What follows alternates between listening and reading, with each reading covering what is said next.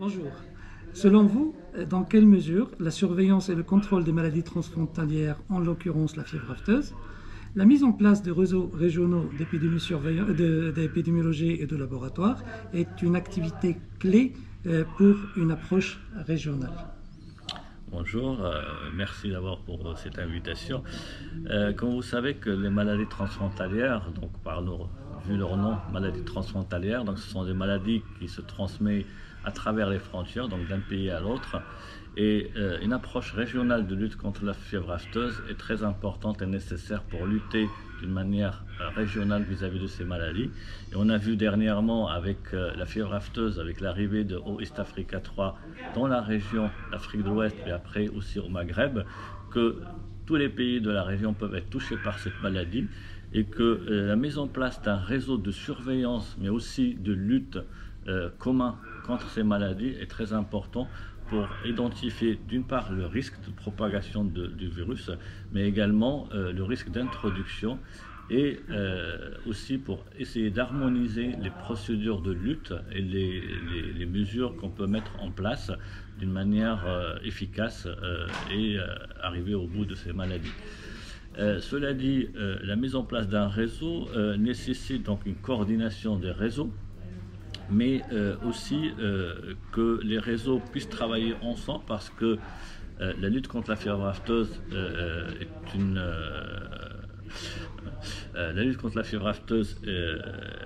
nécessite plusieurs actions à mettre en place et ces actions nécessitent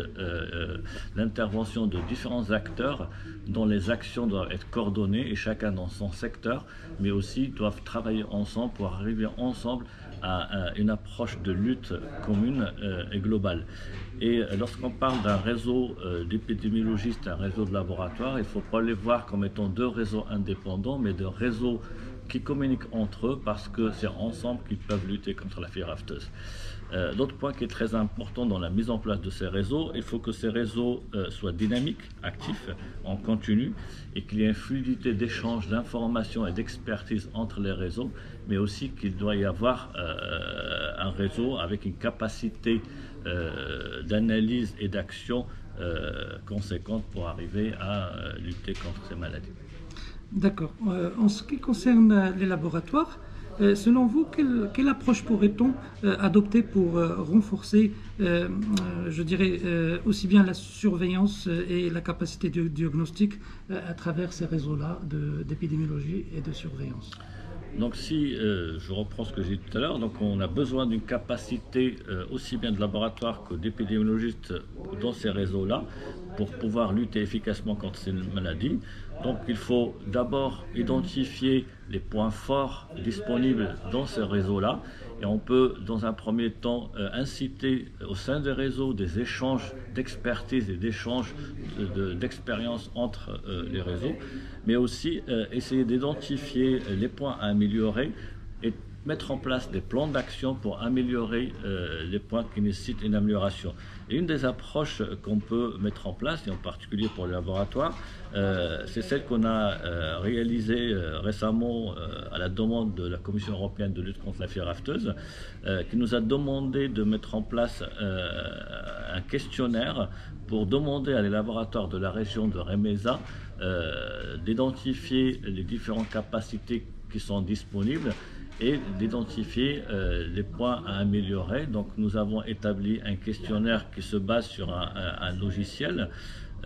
avec 50 questions qui prennent différents items, qui passent de la biosécurité, l'assurance qualité, le diagnostic avec la disponibilité des réactifs, les méthodes utilisées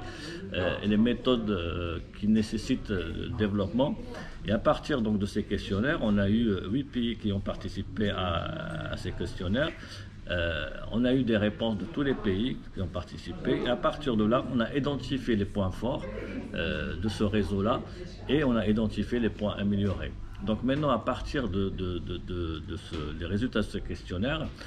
On peut mettre en place un plan d'action ciblé, pays par pays, laboratoire par laboratoire, et essayer d'accompagner ces laboratoires à améliorer les points qui nécessitent amélioration et les amener ensemble vers des capacités adéquates pour lutter contre ces maladies. Donc c'est un outil très intéressant qui facilite l'utilisation, qui peut être fait aussi bien par téléphone que par tablette ou par ordinateur,